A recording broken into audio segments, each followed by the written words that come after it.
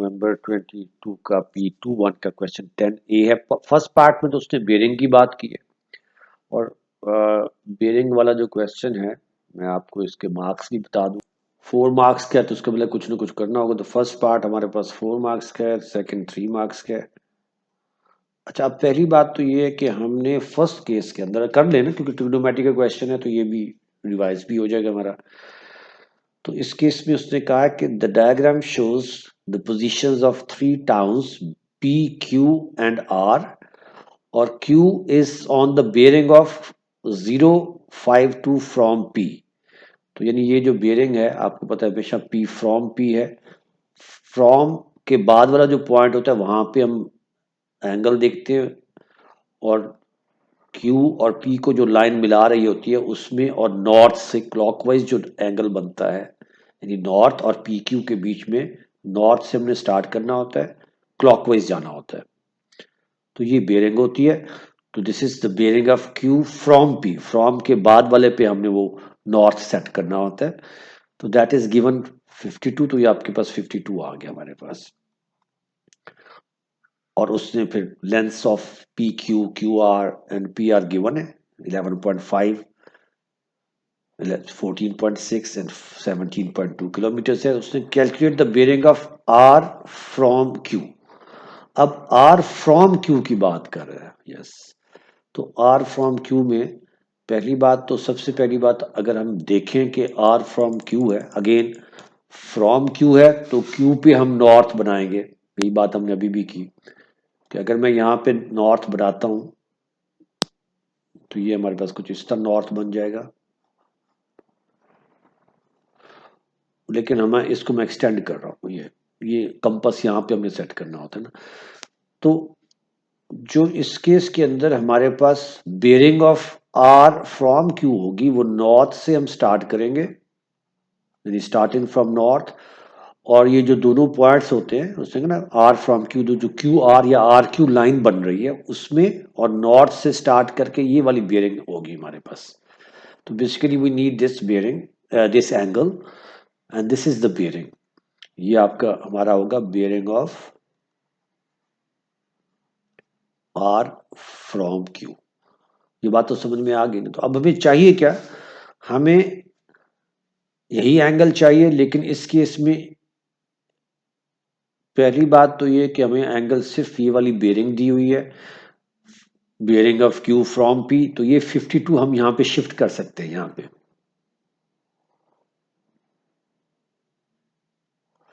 ये जो हमारी बेयरिंग जो हमने फाइंड करनी है उसमें से अगर 180 में से ये वाला पार्ट जो बनता है, ये दिस पार्ट, ये एंगल अगर हम माइनस कर दें तो हमारे पास बेयरिंग आ जाएगी, because this much is less from 180।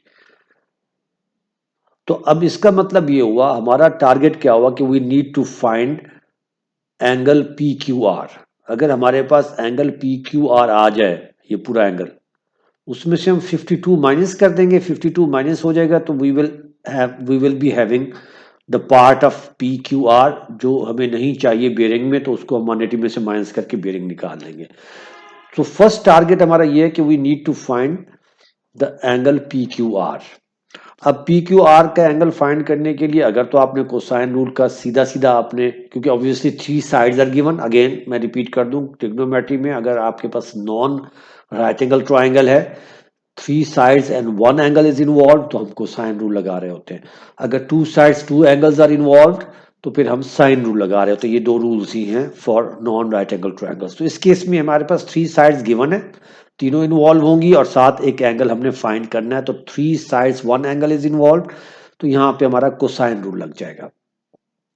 अब कोसाइन रूल में अगर हम सिंपल कोसाइन रूल लगाएं तो एंगल हमें, क्योंकि क्यू वाला कोना चाहिए एंगल, तो क्यू के सामने है 17.2 का स्क्वायर। अगर आपके पास डायरेक्ट एंगल वाला आपने फॉर्मूला याद किया हो वो भी आप अप्लाई कर सकते हो। दैट इज इक्वल टू 11.5 का स्क्वायर प्लस 14.6 का square minus 2 times 11.5 times 14.6 times cos of Q. मैं इसको सिर्फ क्यू लिख रहा हूं, वैसे में पी क्यू आर लिखना चाहिए। तो चलिए कॉस, क्योंकि this is a single triangle, इसमें कोई वर्टेक्स किसी और एंगल के साथ शेयर नहीं हो रहा, तो मैं उसको क्यू लिख सकता हूं। और अगर आपने वो कॉस वाला एंगल वाला आपने फॉर्मूला याद किया हुआ, तो वो आपके पास जो है, वो अगर डायरेक्ट आपको याद है आप वो भी अप्लाई कर सकते हो। उस केस में हमारे पास क्या होगा, 11.5 का स्क्वायर प्लस 14.6 का स्क्वायर माइनस 17.2 का स्क्वायर और डिवाइडेड बाय 2 टाइम्स 11.5 टाइम्स 14.6। जो एंगल हम फाइंड करते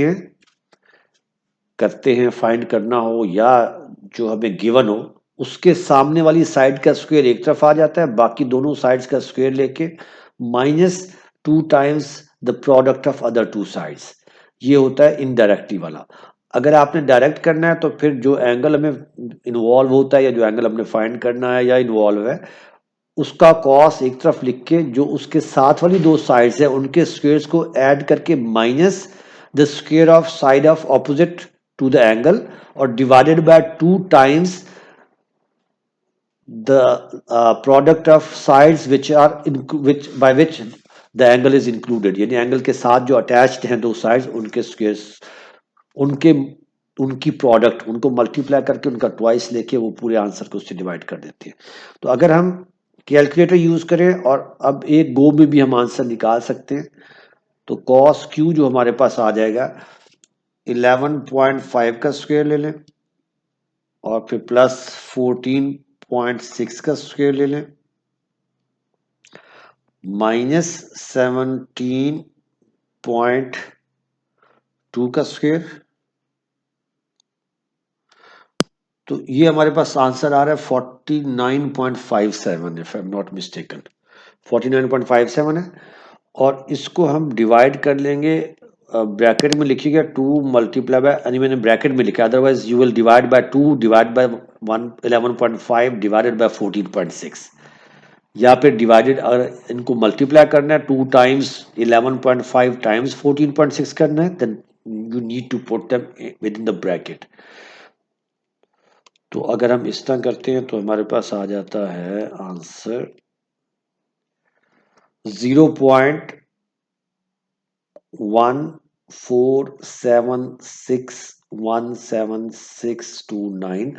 अब आई विल रिकमेंड कि keep this answer on the calculator, इसको आप रिमूव ना करें, सिंपली आप शिफ्ट कॉस दबा के एंस कर दें तो वो पूरे का पूरा आंसर वहां से उठा लेगा और that gives us 81.5111 so on.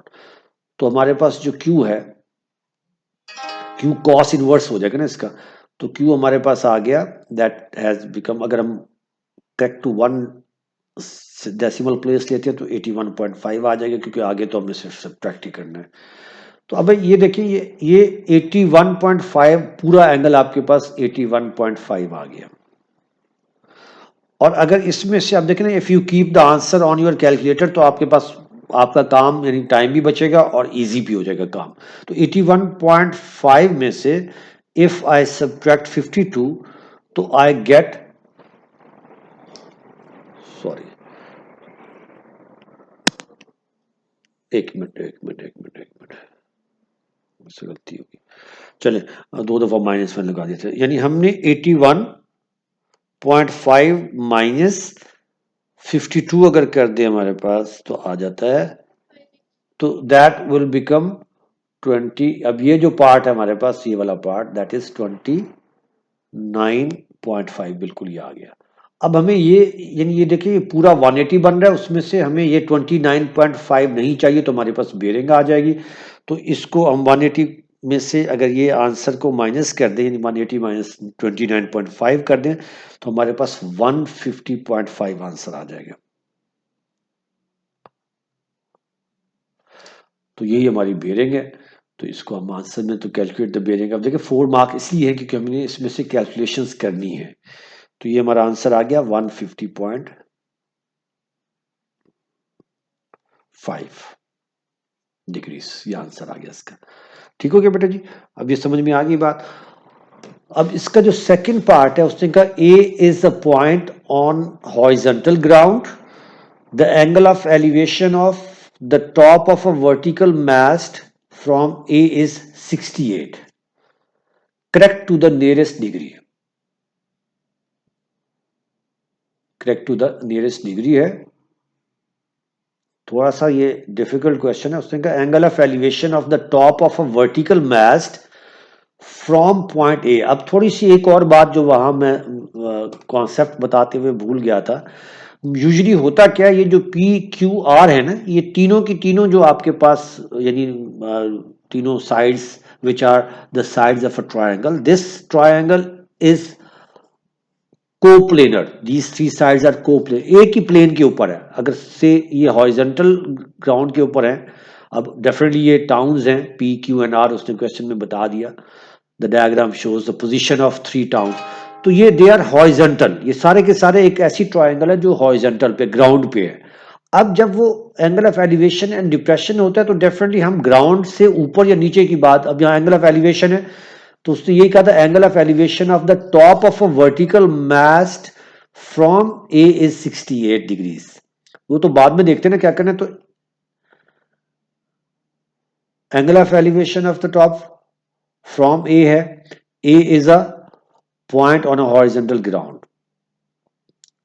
अच्छा जी, इसका इसके साथ कोई ताल्लुक मेरा लग नहीं रहा है। एक मिनट देखते, यहाँ तो है नहीं हमारे पास ना। नहीं, ये मेरे ख्याल सेपरेट क्वेश्चन है, इसके साथ कोई लिंक नहीं है इसका। अब बेटा जी, अब उसने ये कहा है कि there is a point A, तो से हमारे पास एक पॉइंट ए है ऑन अ हॉरिजॉन्टल ग्राउंड, ये ए है। अब उसने कहा था angle of elevation of the top of a vertical mast. अब इसका मतलब ये हॉरिजॉन्टल ग्राउंड है, यहाँ पे ए जो है ना किसी ग्राउंड पे है, मास्ट वर्टिकल टावर टाइप होता है वो, जो स्पेशली वो जो बोर्ड्स होती है ना जिसके ऊपर वो क्या उसको बोलते हैं, बादबान उर्दू में बोलते हैं, इंग्लिश में पता नहीं क्या बोलते हैं। अब यहां एक मैस्ट है, वर्टिकल मैस्ट। अब देखना उसने ए को हॉरिजॉन्टल ग्राउंड पे बात की और मैस्ट जो है वो वर्टिकल है, उसने बता दिया, आप खुद देखिए क्वेश्चन में से। तो इसका जो टॉप है उसको चलो मैं टी कह देता हूं, और ये राइट एंगल ट्रायंगल होगा, हॉरिजॉन्टल वर्टिकल है। So you can see here कि हमारे पास एक राइट एंगल ट्रायंगल ही बन गई हमारे पास, ठीक है ना। ये हमारे पास राइट एंगल ट्रायंगल ही बन गई, और उसने हमें यही कहा कि जो हमारे पास angle of elevation of the top of the vertical mast, यानी top of the vertical mast from A है, तो हम ए के ऊपर horizontal line already we have, whereas इसका टॉप और ए को जब मिलाएंगे उसके बीच में और हॉरिजॉन्टल लाइन के बीच के अंदर जो एंगल होगा दैट विल बी 68। ये अब समझ आ गई ना बात की, वही आपके पास देखिए you have a right angle triangle, बिल्कुल वही चीज हमारे पास आ गई। इस केस में मैंने आपसे कहा है कि हमेशा जो है आपके पास राइट एंगल ट्रायंगल ही बनेगी, क्योंकि लेवल डिफरेंट है, तो एक हम वर्टिकल हमारे पास लाइन आ रही होगी, एक हॉरिजॉन्टल आ रही होगी, तो इसलिए हमारे पास हमेशा राइट एंगल ट्रायंगल बनती है। अब आप ये देखें इस केस के अंदर, यहां तक तो आपको आई होप के समझ में आ गई होगी,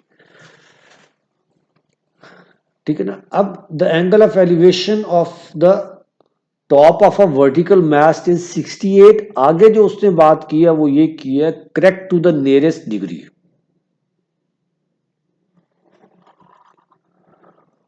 अब correct to the nearest degree जो होता है उसका क्या मतलब है कि this answer is rounded off correct to the nearest whole number. अब प्रॉब्लम यह है कि उसने आगे आगे let's see the distance of the base of the mast from A is 45 meters. ये उसने ए से लेके ये मास्ट के बॉटम तक यहां तक जो डिस्टेंस है वो उसने 45 मीटर्स हमें दे दिया।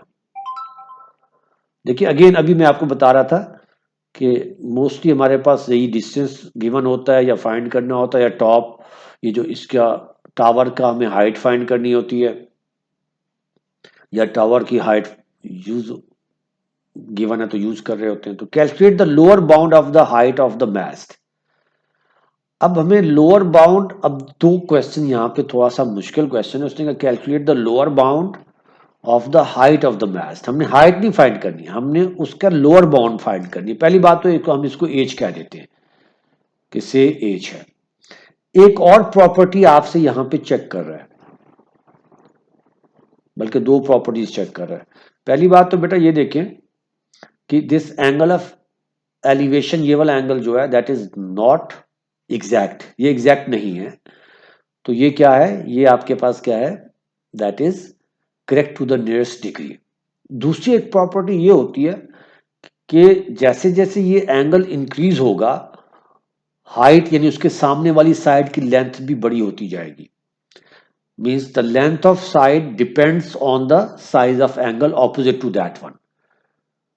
अगर हम किसी for any reason if we increase the length, increase the angle, sorry, increase the angle, the length will, length of side which is opposite to that one, that will also increased. इसकी मैं आपको थोड़ा सा एक और application बताता हूँ कि समटाइम्स उसने ट्रायंगल में हमें क्वेश्चन दे देता है कि फाइंड द लार्जेस्ट साइड। तो हम इस बात पे डिसाइड करते हैं कि तीनों ट्रायंगल्स के एंगल्स में से सबसे बड़े वाला एंगल कौन सा है। तो हम फिर उस पर डिपेंड करते हैं कि अगर लार्जेस्ट एंगल पूछेगा तो वो हमें लेंथ ऑफ साइड्स तीनों देख के जो लार्जेस्ट साइड होगी उस लार्जेस्ट साइड के सामने लार्जेस्ट एंगल होगा। तो अब इस केस में हमें we need to keep the height minimum, यानी लोअर बाउंड हमने फाइंड करनी है हाइट की। तो लोअर बाउंड का मतलब ये कि ये जो एंगल सामने है we need to keep it minimum. तो अगर 68 है हमारे पास, क्योंकि हमें पता कि दिस इज नॉट एग्जैक्ट, ये राउंड ऑफ किया गया correct to the nearest degrees. तो अब मुझे ये बताया कि 68 में डेफिनेटली इसकी दो बाउंड्स होती हैं, upper bound and lower bound. तो टू कीप हाइट मिनिमम, तो हम एंगल को मिनिमम रखेंगे पॉसिबल, तो उसकी लोअर बाउंड क्या आ जाएगी। अगर लोअर बाउंड लेंगे ना, देखिए मैं आपको पहले बात की लोअर बाउंड कैसे लेंगे, अपर बाउंड लोअर बाउंड कैसे लेते हैं। Correct to the nearest degree का मतलब होल नंबर होगा।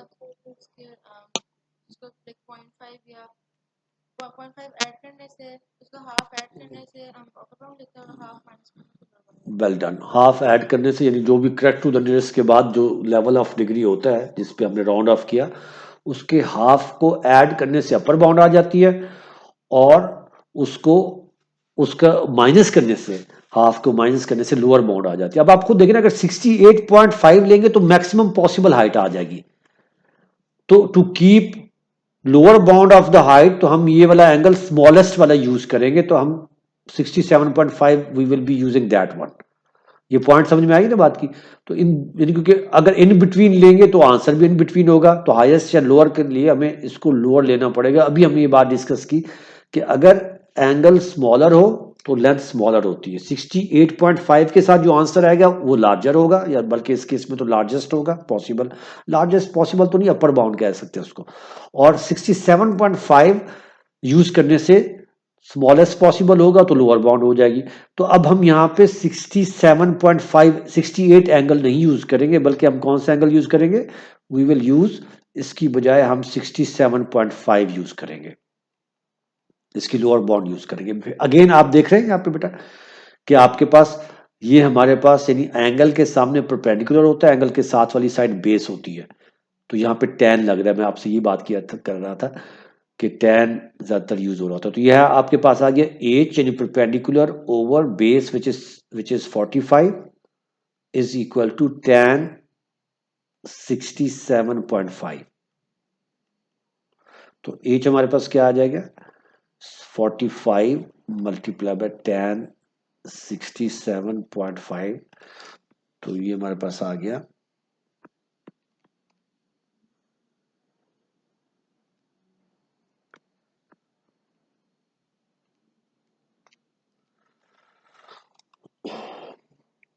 that is 108.639 है। तो 108 9 हो गया मीटर्स। यार वैसे यहाँ पे भी अब राउंडिंग ऑफ ही करनी पड़ रही है, तो that would be the answer. मैं एक दफा इसका आंसर भी चेक कर लेता हूँ।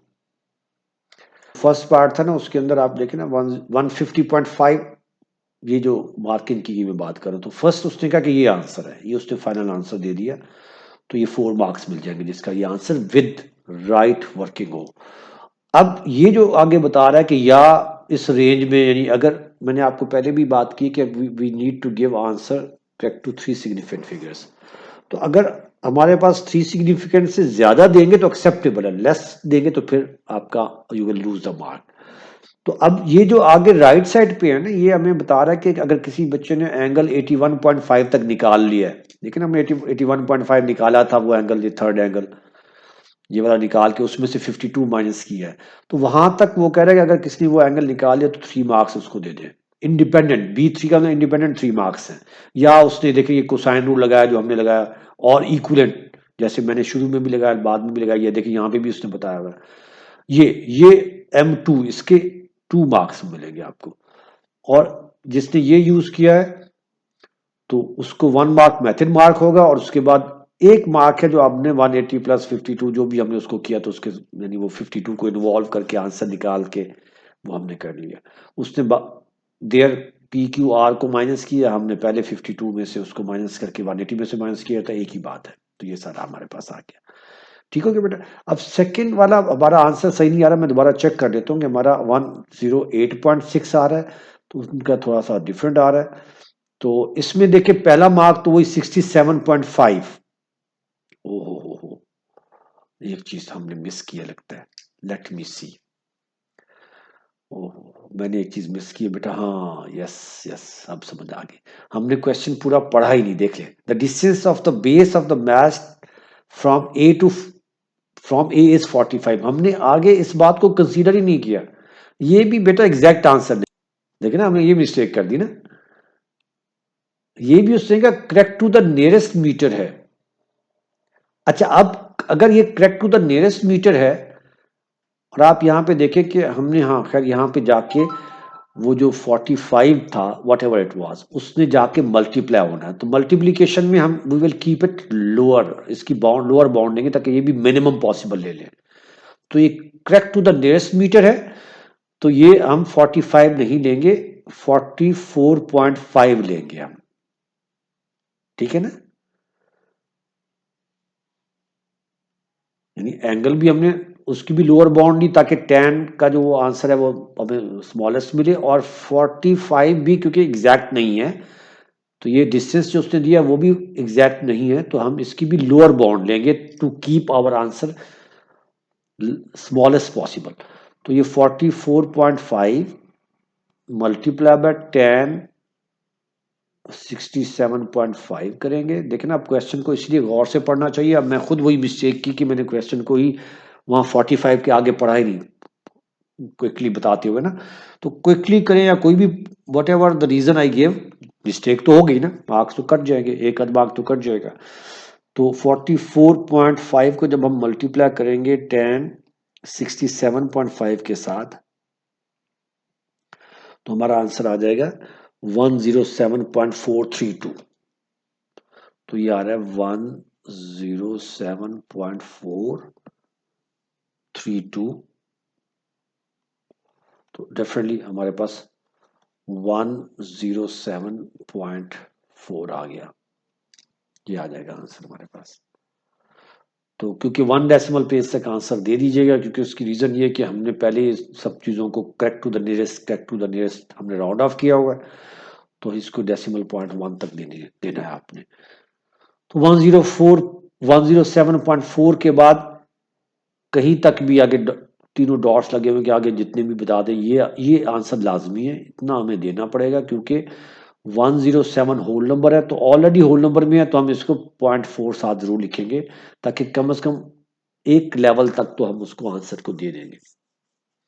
तो ठीक है ना बेटा जी, ये अब उससे B1 राउंडिंग ऑफ का दिया हुआ है, इंडिपेंडेंट मार्क है, जिसने राउंड ऑफ कर दिया, बेशक आगे क्वेश्चन उससे हुआ है नहीं हुआ, इसका 1 मार्क मिल जाएगा, दोनों को लोअर बाउंड देनी है दोनों। और M1 जो है, M1 मेथड 1 है, उस फॉर्मूले को ट्रिग्नोमेट्रिक रेशियो जो हमने लगाया था, और 1 मार्क डेफिनेटली उसका होगा जो आप आंसर निकालेंगे। तो ये चीज़ें थोड़ी-सी आपको हेल्प करेंगी चीज़ें काम करने में। देख लो ना बेटा, जब भी आप काम करते हो ये चीज़ें आपको समझ में आनी चाहिए। इसी तरह की चीज़ें आपने कंसीडर करनी है। अब इसमें 2 चीज़ें उसने मिला दी थी, लोअर बाउंड्स। लेकिन याद रखिएगा, एक और बात बताऊँ, अगर यहाँ पे 45 से हमें डिवाइड करना होता कहीं पे भी, यहाँ तो डिवाइड ही जाके मल्टीप्लाई हो रहा है ना आंसर के साथ। अगर इसने जाके आंसर के साथ डिवाइड करना होता तो फिर लोअर बाउंड के लिए, आंसर के लोअर बाउंड के लिए डिवीजन में हम जो नंबर डिवाइड कर रहा होता है उसका अपर बाउंड यूज करते हैं। डिवीजन और सब्ट्रैक्शन के अंदर डिवीजन एंड सब्ट्रैक्शन में कन्वर्स हो जाता है। अगर हमने अपर बाउंड फाइंड करना है तो मिनिमम लोअर बाउंड को हम सब्ट्रैक्ट करते हैं। Same is for division. अगर हमें अपर अपर बाउंड एज आंसर चाहिए तो हम डिवाइड लोअर बाउंड से करेंगे, और अगर हमें लोअर बाउंड एज आंसर चाहिए तो हम डिवाइड अपर बाउंड से करेंगे। अगर सब्ट्रैक्ट करें तो सब्ट्रैक्ट अपर बाउंड से करेंगे। आई होप कि ये बात आपको समझ में आ गई है। सारी चीज़ें वही रिपीट हो रही है जो हम पहले बहुत दफ़ा पढ़ चुके हैं।